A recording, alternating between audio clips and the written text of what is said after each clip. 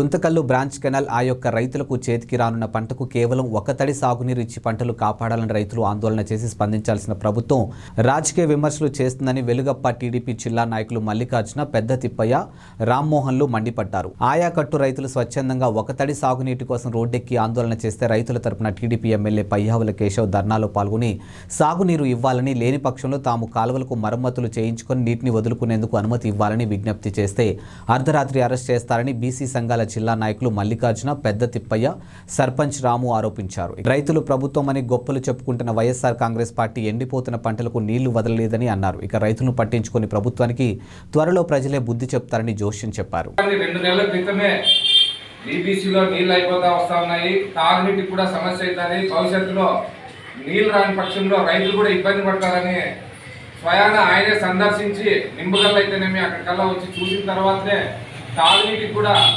ట్రాక్టర్లు పెట్టి అప్పటికప్పుడు అధికారులు నీళ్లు నింపడం జరిగింది. ఆ రోజే ఈ అధికారంలో ఉన్నారు విశ్వేశ్వర రెడ్డి గారు, దానిపైన చర్యలు తీసుకొని ముందు జాగ్రత్తగా పనిచేసితే ఈరోజు రైతులకు ఆ పరిస్థితి వచ్చేది కాదు.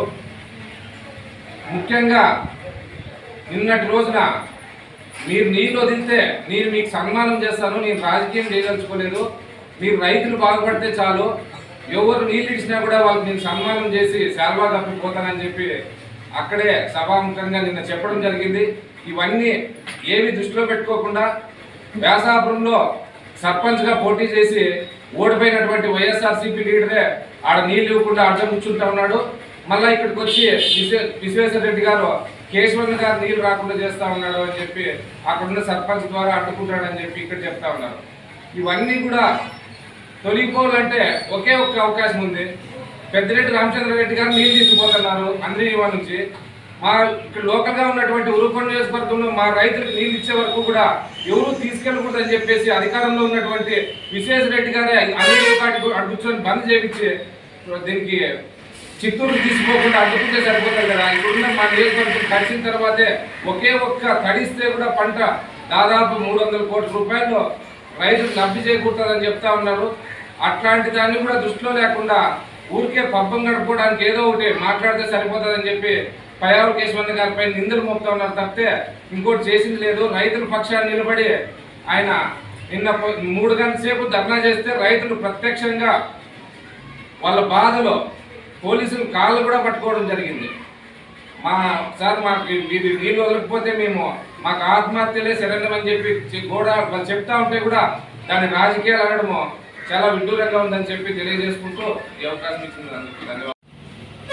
అలాగే తెలుగుదేశం పార్టీ కుటుంబ సభ్యులకు అందరికీ నా నమస్కారము. ముఖ్యంగా రైతుల కోసం మొదటి నుంచి పోరాడుతున్న పయ్యావుల కేశవన్న మీద రాజకీయాలు చేస్తున్నాడని విశ్వేశ్వరరెడ్డి పదే పదే దుష్ప్రచారం చేస్తున్నాడు. ఇది మంచి పద్ధతి కాదు. రైతులకు ఎవరు మంచి చేస్తున్నారు, ఎవరు చెడు చేస్తున్నారని ఈ ఉనకొండ వ్యాప్తంగా ప్రజలందరికీ తెలుసు. పయ్యావుల కేశవన్న పనితీరు కానీ, పయ్యావుల కేశవన్న రైతుల పక్షపాతిగా ఉండే విషయం కానీ అందరికీ తెలిసిన విషయమే.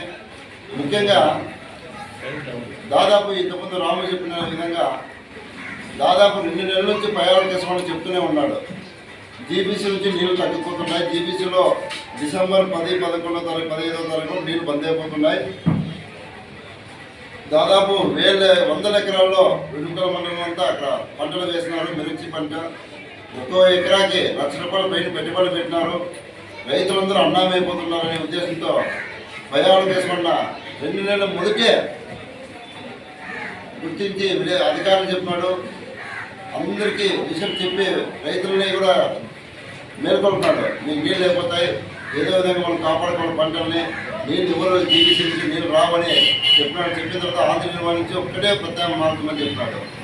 ఎందుకంటే ఆయనకు తెలుసు ఇంతకుముందు కూడా 2016లో ఇదే విధంగా జీబీసీలో మొదట నీళ్ళు నిలిచిపోతే సంపూర్ణంగా డిసెంబర్లో నీళ్ళు నిలిచిపోతే జీబీసీలో డిసెంబర్ నుంచి ఫిబ్రవరి వరకు నీళ్ళు ఇచ్చిన ఘనత